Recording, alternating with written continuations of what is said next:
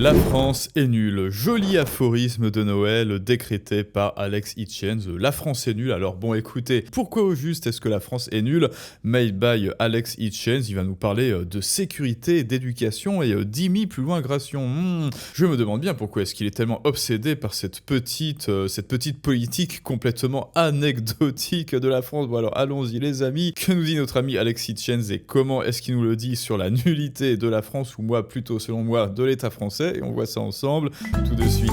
Sécurité, éducation, la France est nulle. Boum. Sur tous ces aspects. Alors, un petit ou de Vanessa, et là on commence bien par, comme je vous l'ai dit, un aphorisme, c'est-à-dire une sentence, un décret à l'emporte-pièce. Mais à l'emporte-pièce du moins pour l'instant, parce que maintenant, il va s'expliquer. Donc, pourquoi est-ce que tu postules, méchant Alex Hitchens, que la France est nulle? Sécurité, éducation, peu importe. Il n'y a pas un domaine où la France a évolué maintenant depuis quelques années. Si ce n'est le concours des impôts et des taxes.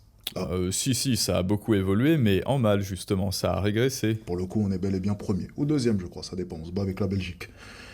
Le Danemark, Alex. Je pense que la France de maintenant est morte, ou du moins est en train de mourir, et je pense que d'ici quelques temps, il sera préférable pour la plupart d'entre vous de partir. C'est déjà le cas. C'est déjà le cas. Il est préférable, actuellement, je parle au présent, il est préférable pour la plupart d'entre vous de partir. La seule raison pour laquelle vous ne devriez pas partir de France, c'est que vous êtes soit un parasite du haut, soit un parasite du bas. C'est-à-dire un millionnaire d'argent public, un politicien, un haut fonctionnaire, ou alors quelqu'un qui est venu en France pour ouvrir grand la bouche en attendant la béquée du guichet social, mais pour toute autre raison. Si vous êtes un travailleur et que vous vous situez entre ces deux extrémités, oui, il est actuellement, là, maintenant, tout de suite, préférable pour vous de partir. Ok. Et donc pour toi, pourquoi les choses n'évoluent pas? Ça, parce que tu viens de m'expliquer que la France, elle était nulle. Mais pourquoi? J'aime bien son décret, la France est nulle, mais parce que c'est un décret qui est nul, enfin nul, simpliste quoi. C'est-à-dire que c'est un peu décréception, il s'exprime en mots parfaitement simples, la France est nulle, évidemment c'est un hook, c'est-à-dire que c'est une sorte de rage bait, c'est pour attirer votre attention, il brise une convention en attirant votre attention avec la simplicité de cette formulation, la France est nulle, mais maintenant, on ne sait toujours pas pourquoi, Alex. La question qu'il faut se poser, c'est est-ce que le gouvernement a tout intérêt à ce que les choses évoluent dans notre sens? Non. C'est-à-dire que, ce que j'aime bien dire, c'est que si l'immigration était réellement un problème, par exemple, l'immigration, la sécurité, tu sais, c'est les sujets qui ressortent à chaque fois. Oui. Si c'était réellement un problème, ne penses-tu pas qu'il serait réglé maintenant depuis très longtemps? Est-ce qu'il n'y a pas un intérêt au final derrière toute cette anarchie? Est-ce qu'il n'y a pas au final un intérêt derrière cette insécurité? Est-ce qu'il n'y a pas un intérêt derrière cette immigration massive que l'on n'arrive plus à contrôler? Il faudrait poser la question à Mélenchon. Pourquoi, ou alors même aux féministes, aux néo-féministes, aux wokistes, voilà, et tous ceux qui votent pour importer massivement des gens qui sont infiniment plus proches du plus loinzisme que l'extrême droite, dont je ne sais toujours pas qui c'est d'ailleurs, selon les gauchistes. Voilà, c'est-à-dire, phase 1, les gauchistes votent pour importer une idéologie en France qui est extrêmement proche en termes de principes et d'intolérance et de dogmatisme du plus loinzisme. Désolé pour les petits points Godwin. Et ensuite, phase 2, ils reprochent à ceux qui veulent chasser ce dogme de France, bien sûr, de plus loinzisme. Donc, et voilà, et phase 3, profit, bien sûr. Pourquoi est-ce que les néo-féminismes veulent importer une idéologie qui est purement misogyne? Ça aussi, c'est un mystère. Pourquoi est-ce que les gauchistes veulent massivement importer en France des idéologues qui représentent le contraire de ce qu'ils défendent, c'est-à-dire la tolérance, le vivre ensemble, la diversité, alors que ces gens, chez eux, on ne prône ni la tolérance ni la diversité, et non, ils ne veulent pas se mélanger parce que vous n'êtes pas d'accord avec leurs croyances, et bien sûr, pour eux, la femme, c'est à la cuisine. Alors pourquoi est-ce que ceux qui défendent la femme hors de la cuisine en France veulent importer des gens qui disent que la femme est à la cuisine? Enfin bref, voilà, tout ça, peut-être qu'ils sont beaucoup trop intelligents pour nous, ces gauchistes, je sais, peut-être que nous sommes tous des idiots et que ce sont des génies parfaits et qu'ils réfléchissent au-delà de toute contradiction. Migration massive que l'on n'arrive plus à contrôler. Je pense que si les grandes fortunes avaient réellement voulu régler tous les problèmes que nous vivons au quotidien, les problèmes seraient déjà réglés. Et je pense qu'elles ont tout intérêt, effectivement, à voter un certain côté que je ne décrirai pas si on parle de gauche-droite, pour faire en sorte que la situation reste telle qu'elle est. Justement, la Dis-moi. question que tout le monde se pose. Tu es de gauche ou de droite, Alex? Tu sais, j'ai répondu un jour à cette Bien sûr. question en disant je suis ni l'un ni l'autre. Mais je vais te donner une règle immuable, très simple. Oui, de toute façon, aujourd'hui, vous le savez, a fortiori en France, gauche-droite, ça ne veut plus rien dire. Regardez à quel point Mélenchon et ses sbires s'enrichissent tels des bons gros droitards, et regardez à quel point les droitards du RN se gauchisent avec la mère Le Pen, tels de bons gros gauchistes. Évidemment que les frontières sont totalement flouées. Parce qu'une personne te dit je suis ni de gauche ni de droite, c'est qu'elle est surtout pas de gauche, déjà pour commencer. Certes. Peut-être du centre, peut-être de la droite, mais jamais de gauche. Ok, j'ai Certes, car un gauchiste est fier d'être de gauche. jamais entendu quelqu'un qui penserait un peu à gauche dire je suis ni de gauche ni de droite. N'est-ce pas? Hmm. Ok. Donc pour répondre à ta question, je ne crois pas que la politique détient le pouvoir. Ok, je pense que le pouvoir est au-dessus de tout cela. C'est pour ça que j'aime bien dire que je suis ni de gauche ni de droite, parce que dire que je suis de droite ou même de gauche, ça serait participer en fait à toute cette supercherie. Je pense que le système a bien été conçu, et que ce soit de gauche ou de droite, les choses n'évolueront pas, parce que les décisions se prennent au-dessus. Par contre, si on parle en termes d'idéologie, ok, je te répondrai droite, très honnêtement. Il y a tout un tas de Ok. réformes, tout un tas de choses que j'ai pu entendre du côté de la droite qui me plaisent plutôt bien. Maintenant, est-ce qu'en votant à droite, les choses évolueront? Très sincèrement, je ne pense pas. Oh, elles évolueront peut-être, mais pas autant que je le souhaiterais. Alors, C'est effectivement une illusion, peu importe qui vous allez voter en 2027, ce sera toujours, comme on dirait dans un roman célèbre polonais, ce sera toujours le moindre mal. ça sert à rien de voter. C'est ça, la Personnellement, question. je ne vote pas pour ne pas participer à ce système, parce que j'ai voulu en sortir. Par contre, je pense que voter n'est pas forcément une mauvaise chose en soi. Donc si j'étais encore dans ce système, peut-être que je voterais encore, mais j'ai réussi à en sortir. Puis moi aussi, personnellement, j'hésitais longtemps, mais même là encore, j'hésite à vous dire, voilà, frontalement, oui, je suis de droite, absolument de droite, parce que bon, bah voilà, déjà, le minarchisme, le libertarianisme, ça se veut un pas de côté, une sorte d'outsiding, et bien en fait, c'est pour les outsiders, exactement comme la vidéo masterclass que je vous propose, n'est-ce pas, pour mieux apprendre à gérer votre épargne. En description et en commentaire, bien sûr, si vous ne l'avez pas déjà visionné, et c'est ce qui me séduisait un petit peu dans le minarchisme et dans le libertarianisme, mais comme on met tout dans le même sac et qu'il y a une espèce de grande touilla de droite-gauche où on vous fait croire qu'il n'y a plus que deux camps, et ben voilà, on vous dit que Javier Milei serait d'extrême droite. Mais bien sûr, si Javier Milei est d'extrême droite et que le RN est d'extrême droite, alors moi je suis chasseur-dresseur de Pokémon. Non, Javier Milei, alors oui, il est anarcho-capitaliste, d'accord, et surtout il est également, et cela ne s'annule pas, minarchiste, et surtout, et en premier front, enfin en première ligne, il est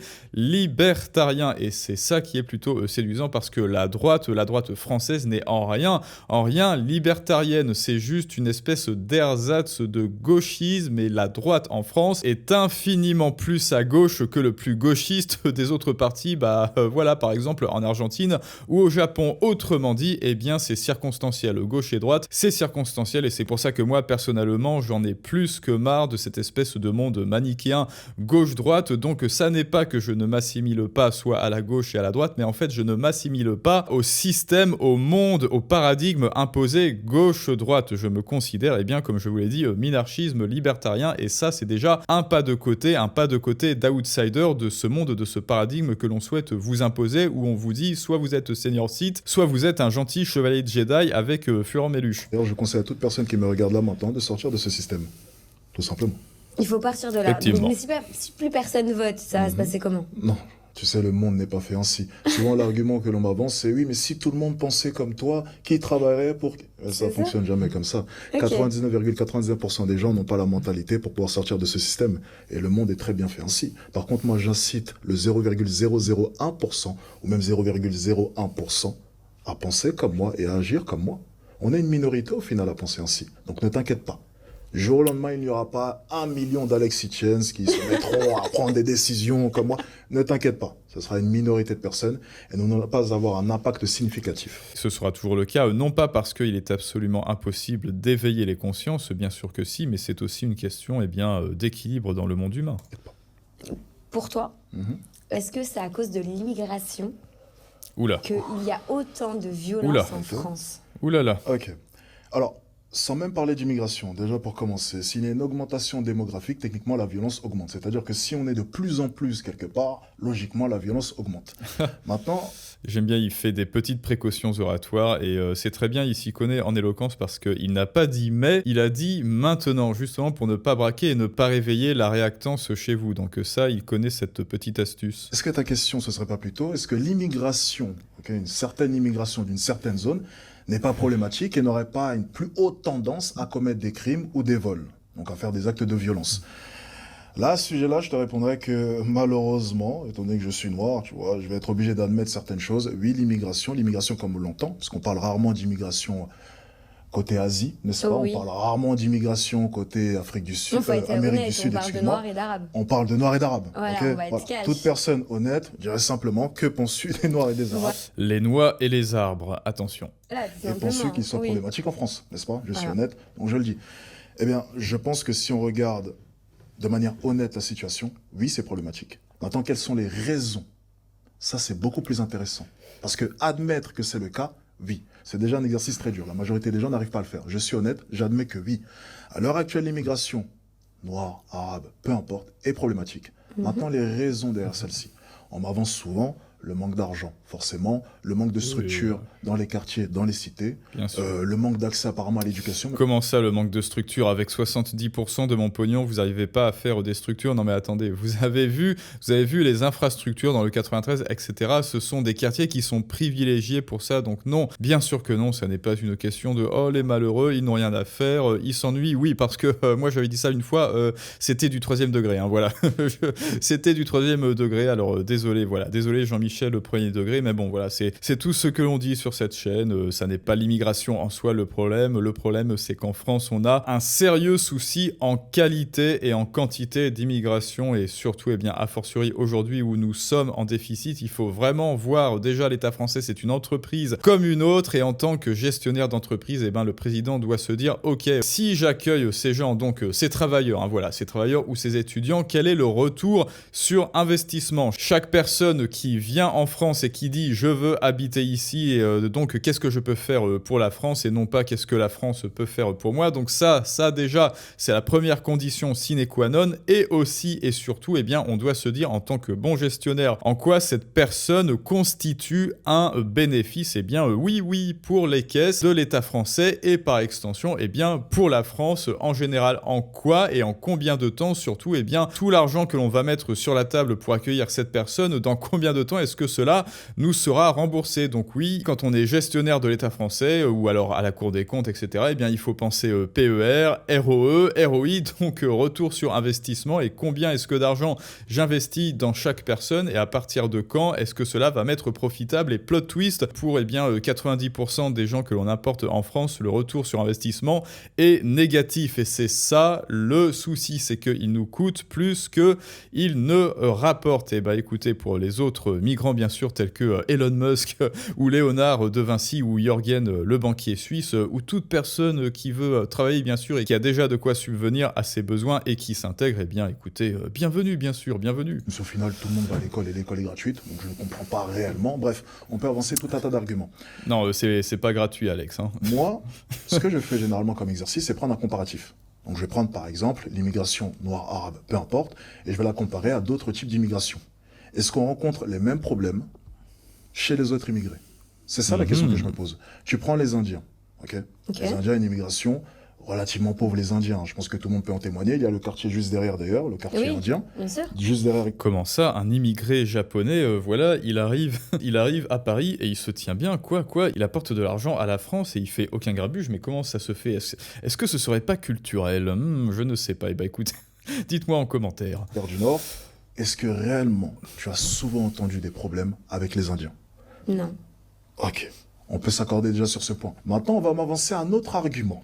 Pour ne pas justifier du coup, oui, mais c'est parce qu'ils sont pauvres et ils manquent d'argent. C'est, oui, mais ils sont discriminés. C'est-à-dire que les Asiatiques ont moins de difficultés ou les Indiens parce qu'ils sont moins discriminés. Je te répondrai déjà, les Indiens, niveau discrimination, ils sont plutôt pas mal. Parce que même nous, Noirs, Arabes, peu importe ce que tu veux, on est les premiers à critiquer les Indiens. Oui, c'est La vrai. première chose que j'entends chaque jour, c'est les Indiens puent. Oui.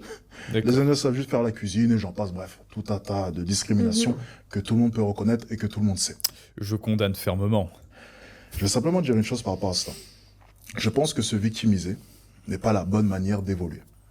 Je pense que trouver des excuses constamment, parce qu'au final, c'est ça l'exercice auquel il se prête, c'est trouver des excuses constamment pour toutes ces minorités, ça ne va pas nous permettre de pouvoir évoluer. Venir dire aux Noirs que vous n'êtes pas responsable de tous les crimes que vous allez commettre parce que de votre côté vous êtes discriminé ou bien vous manquez d'argent, ce ne sera pas dans le bon sens selon moi pour pouvoir avancer. Je pense que la meilleure chose à faire, c'est déjà admettre. Admettre qu'il y a un problème. Ensuite, trouver des solutions. Qui sont réellement les responsables? Et là, peut-être qu'un jour, on finira par évoluer. Mais tant que ce ne sera pas le cas, et tant qu'on pointera du doigt un tel, ou un tel, ou un tel, ou un tel, les choses n'évolueront pas. Ok. Donc pour toi, en fait, faut trouver la raison.